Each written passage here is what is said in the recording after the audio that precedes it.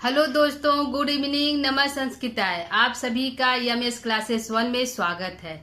दोस्तों, आज हम लेकर उपस्थित हुए हैं जो बुद्ध चरितम का जो तृतीय सर्ग है, जिसका नाम है संवेगोत्पत्ति, जिसमें भगवान बुद्ध के अंदर संवेग की उत्पत्ति होती है, जो इस संसार मोह माया से दूर जाना चाहते हैं।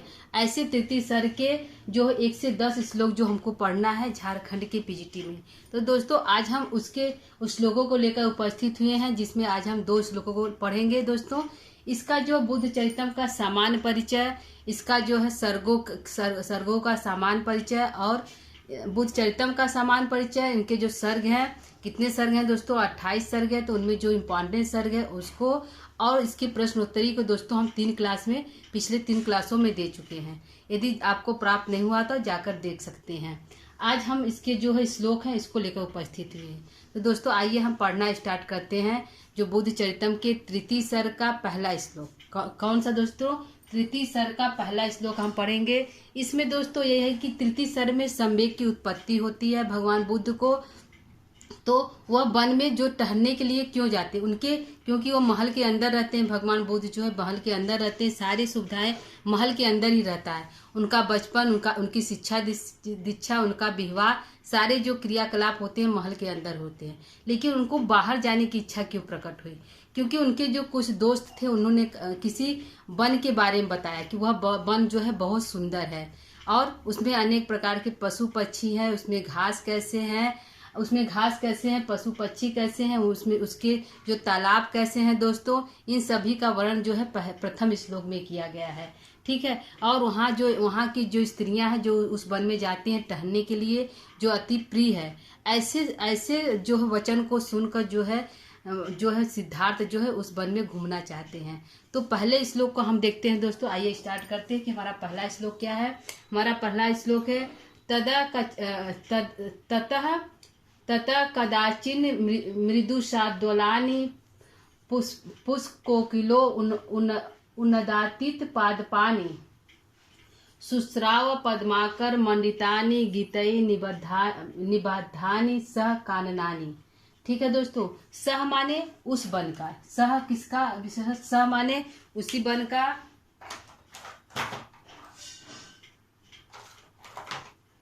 सह माने वह, सह माने सह काननानि, वह वन कौन वन दोस्तों, जिस वन को यह देखना चाहते हैं। कौन?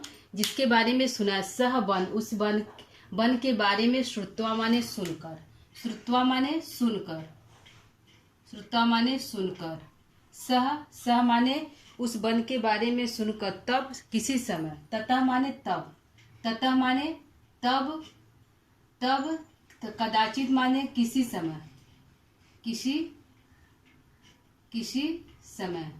किसी समय दोस्तों अपने मित्रों से सुनते हैं। क्या सुनते हैं? सुनकर। सह कालनाएं, उस वन के बारे में किसी समय, सह माने वह, उस सह सिद्धार्थ ने किसी समय, ततः माने तब, किसी समय, सुनकर, सह कालनाएं, उस वन के बारे में किसी समय सुना। ठीक है। क्या किया? उस वन में तब किसी समय उस सिद्धार्थ ने उस वन के संबंध में सुना। सह कालनाएं, उस वन के बारे में, सह माने उस सिद्धार्थ ने उस वन के बारे में किसी समय, तब माने तब किसी समय सुना। ठीक है। यह अर्थ हो गया दोस्तों कि सह वह सिद्धार्थ, जो सिद्धार्थ है, सह कालनाएं, उस वन के बारे में, कालनाने यानी वन होता है, उस वन के बारे में, तब, ततः माने तब, कदाचित माने किसी समय, श्रुत्वा माने सुनकर। तो उस वन के बारे में दोस्तों क्या सुने? तो उस वन के बारे में सुने कि वह जो वन है वह वन कैसा है, वह जो वन है वह कैसा है। तो वह वन जो है मृदु शाद्वलानि, जो है तृण, जो है मृदु माने कोमल तृण घास से युक्त है। वह वन कैसा है दोस्तों? मृदु तृण, जो कोमल तृण घास से युक्त है। तृण उसके घास कैसे है? कोमल तृण घास है। तृण माने घास होता है, तृण, कोमल तृण घास है। वहाँ के वन जो है, उस वन में जो है कोमल तृण घास से युक्त वह वन है। वह वन कैसा है दोस्तों? कोमल घास से युक्त है। तृण माने घास, तृण कोमल घास से या तृण से युक्त है। वह वन कैसा है? कोमल तृण से युक्त है। ठीक है। घास कैसा है? वह भी कोमल है। तो वह वन कैसा है? सह कहना है वह वन कैसा है? कोमल मृदु सादुलानी कोमल तीर से युक्त वह वन है। और वह वन कैसा है दोस्तों? पुष्कोकिलो उन्नतानी, वह वन जो है कोयल के गीतों से, क्योंकि कोयल जो है गाते हैं, तो कोयल के गीतों से पादपानी जाने वहां के वृक्ष जो है गुंजमान है। क्या है? कोयल के गीतों से। क्या है? कोयल के गीतों से गुंजमान है वहां के वृक्ष। पादपानी यानी वृक्ष, गीतों से गुंजमान है वृक्ष, गुंजमान वृक्ष है। पादपानी माने वृक्ष, वहां के जो वृक्ष हैं, जो उस वन के वृक्ष कैसे हैं? कोयल के गीतों से, उन्नतानी माने वह गीत गा रहे हैं, तो कोयल के गीतों से गुंजमान है वहां के पादपानी माने वहां के वृक्ष जो है। कहाँ के वृक्ष दोस्तों? जहाँ उस वन के वृक्ष, जिस वन को सिद्धार्थ देखना चाहते हैं, जो किसी समय उस वन के बारे में सुना था कि वहां पे कोमल तीर से युक्त घास है और कोयल के गीतों से गुंजमान वहां के वृक्ष है। और वह वन कैसा है दोस्तों? और वह वन पद्माकर मंडितानी, कमल से युक्त वहां के तालाब हैं। क्या है? पद्माकर माने कमल, कमल से युक्त तालाब है, कमल से युक्त तालाब है। और गीतई निबद्धानी, और गीतों से निबद्ध है। जो वन है वहां पे हमेशा चिड़ियां जो है चहचहाती रहती हैं, तो गीतों से निबद्ध है। क्या है? तालाबों से युक्त एवं सुशोभित है, गीत से निबद्ध है। क्या है? गीतई निबद्धानी, गीतों से निबद्ध है, गीतों से निबद्ध है, निबद्ध है। क्या है? गीतों से। वहां के जो वन है कैसे हैं दोस्तों? वहां के जो वन जो कैसे? सह माने, आइए फिर देखते हैं। ततः माने तब, कदाचित माने किसी समय, किसी समय, श्रुता माने सुना। किसने सुना दोस्तों? तो सिद्धार्थ ने सुना। क्या सुना? सह कानानी, उस वन के बारे में सुना। किस वन का? सह, वह उस वन के बारे में सुना। उस वन के बारे में सिद्धार्थ, सह माने उस सिद्धार्थ ने उस वन के बारे में सुना। कब सुना? किसी समय सुना। कदाचित माने किसी समय सुना। क्या सुना? कि वह वन कैसा है। तो वह वन कैसा है दोस्तों? मृदु सादुलानी कोमल तीर घास से युक्त वह वन है। पुंस कोकिलो उन्नादित पादपानी, कोयल के गीतों से गुंजमान वह वृक्ष है। और वह वन कैसा है? पद्माकर मंडितानी, कमल से युक्त तालाब है। और कैसा वन है? गीतई निबद्धानी, गीतों से निबद्ध है। ऐसा वह वन, उस वन के बारे में सिद्धार्थ जो है किसी समय सुना। यह दोस्तों यह अर्थ हो गया। ठीक है, एक बार अर्थ को फिर से देख लेते हैं। ततः माने तब, कदाचित माने किसी समय, सह कान्नाई माने उस वन के बारे में, श्रुत्वा माने सुनकर। कौन सुना? सिद्धार्थ सुने। क्या सुने? कि वह वन कैसा है? मृदु सादुलानी कोमल तीर से युक्त है। पुंस कोकिलो उन्नादित, कोयल के गीतों से युक्त। पादपानी माने वहां के वृक्ष हैं। और कमल से युक्त वहां के तालाब है। गीतों से निबद्ध वहां के जो वन है ऐसे ऐसे हैं। ठीक है दोस्तों, तो यह हमारा पहला अर्थ है।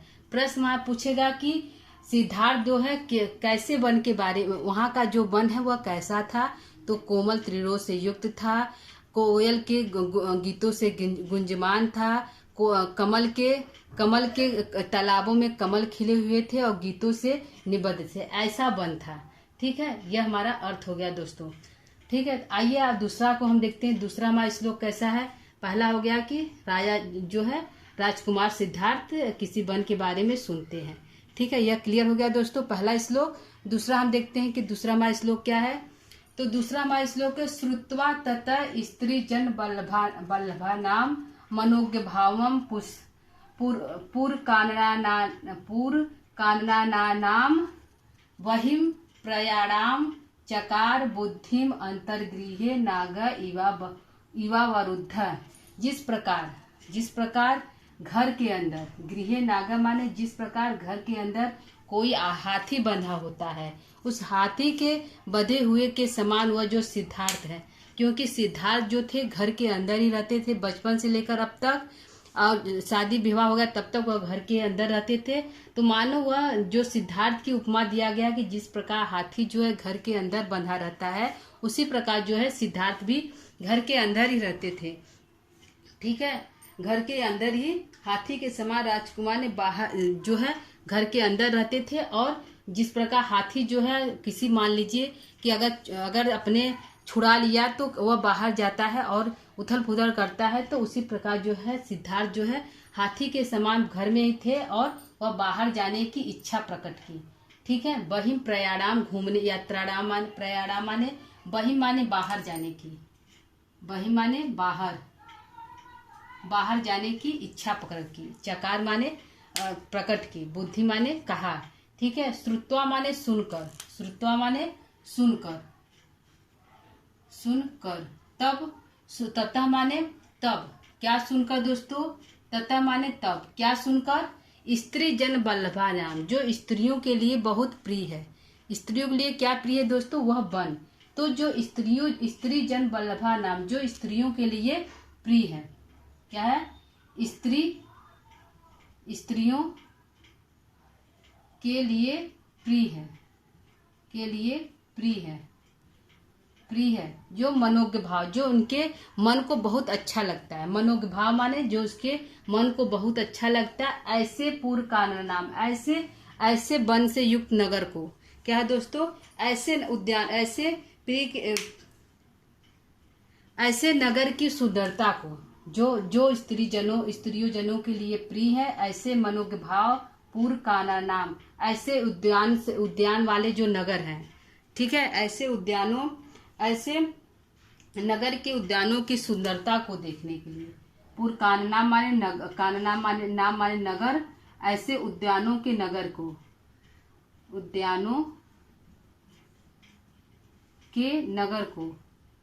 ऐसे उद्यानों के नगर की सुंदरता को देखने के लिए, सुंदरता ऐसे जो है, जो स्त्री जनों के लिए प्रिय है, मनोज्ञ भावों में जिनके मन को बहुत अच्छा लगता है। ऐसे पूर्व कानना नाम, ऐसे उद्यानों के नगर की सुंदरता को देखने के लिए वह जो सिद्धार्थ है, क्या है दोस्तों, वह जो सिद्धार्थ है ऐसे सुंदरता के बारे में सुनकर वह घर के अंदर,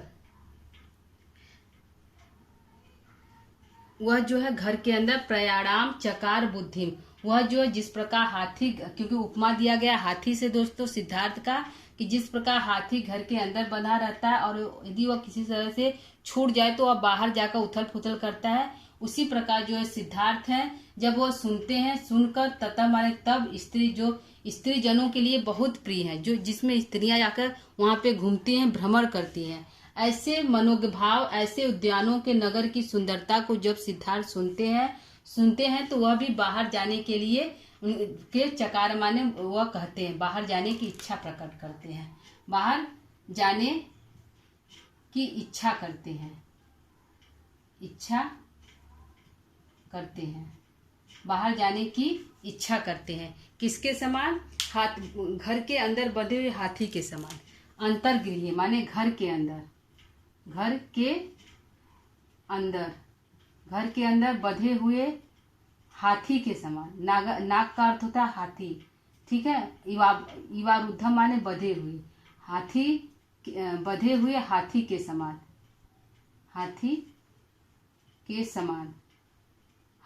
समान वह सिद्धार्थ जो है बाहर जाने की इच्छा प्रकट की। कब की, जब वह जान जाते हैं कि यह जो वन है, उद्यान की सुंदरता है, वह स्त्रियों जनों के लिए बहुत प्रिय है।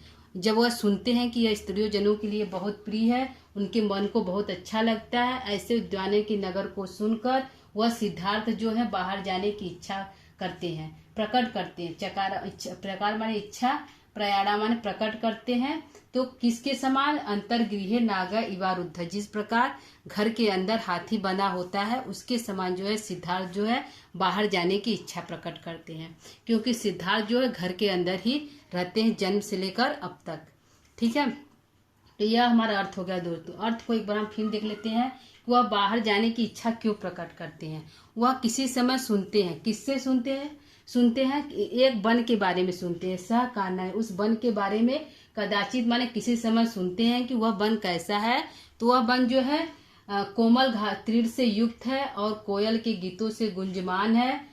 ऐसे वृक्ष ऐसा वन और कमल से युक्त तालाब है और गीतों से निबंध ऐसे वन के बारे में सुनते हैं तो वह जो है बाहर जाने की इच्छा प्रकट करते हैं। और क्या सुनते हैं वन के बारे में, और सुनते हैं कि श्रुत्वा तथा, तब सुनकर कि स्त्री जन जो यह वन है स्त्री जनों के लिए बहुत उनके मन को बहुत अच्छा लगने वाला ऐसा वन है। स्त्री जन स्त्रियों के लिए प्रिय है, जो उनके मनोज्ञ भाव, जो उनके मन को बहुत अच्छा लगता है। पूर्व का नाम, जो उद्यानों के नगर की सुंदरता है, जो बहुत अत्यधिक सुंदर है। ऐसे नगर के बारे में जो सुनते हैं तो वह भी बहिम माने बाहर जाने की इच्छा, चकार माने प्रकट करते हैं, इच्छा प्रकट करते हैं। जिस प्रकार अंतर्गृह नागर इवा रुद्ध, जिस प्रकार घर के अंदर बंधा हुआ हाथी यदि वह किसी तरह छूट जाता है तो बाहर जाकर उथल पुथल करता है, उसी प्रकार जो है सिद्धार्थ हाथी के समान, बंधे हुए हाथी के समान जो है वह भी बाहर जाने की इच्छा प्रकट करते हैं। ठीक है, यह हमारा अर्थ होगा दोस्तों। यहाँ पूछेगा कि इसमें अलंकार कौन सा है, क्योंकि यहाँ उपमा दी गई है, किससे दी गई है, हाथी से दी गई है। नाग का अर्थ होता है दोस्तों हाथी। नाग का क्या अर्थ होता है, नाग माने हाथी होता है। शब्दार्थ पूछ सकता है दोस्तों, नाग का क्या अर्थ होता है, हाथी होता है। तो इसमें कौन सा अलंकार है, उपमा अलंकार है। यहाँ पे कौन सा अलंकार हुआ है दोस्तों, उपमा अलंकार हुआ है। उपमा अलंकार किससे उपमा दी गई है, हाथी से दी गई है। ठीक है, यह हमारा दोस्तों अर्थ हो गया। ठीक, तो आज जो है पहला जो है तृतीय सर्ग का पहला और दूसरा श्लोक है।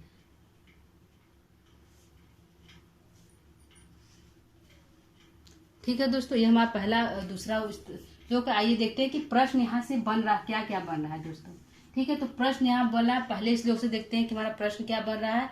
तो पहले श्लोक से बन रहा है कि सह कान्नानी, उस वन के बारे में, किसके बारे में, स से किसका बोध हो रहा है, उस वन से, स से किसका बोध हो रहा है दोस्तों, तो उस वन का बोध हो रहा है। वन में सिद्धार्थ ने जो है उस वन के बारे में क्या क्या सुना। सिद्धार्थ ने उस वन के बारे में क्या क्या सुना। सिद्धार्थ ने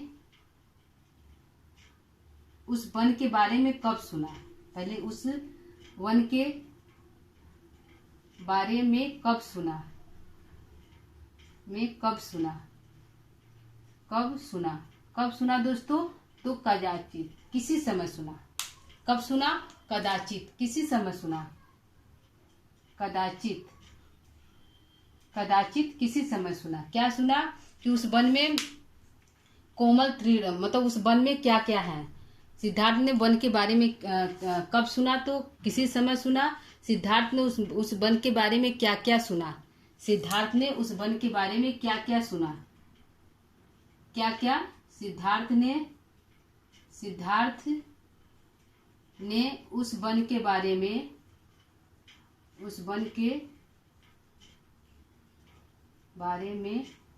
क्या क्या सुना, क्या क्या सुना दोस्तों। तो कोमल तृण घास सुना, या तो मृदु सादुलानी सुना। क्या सुना, मृदु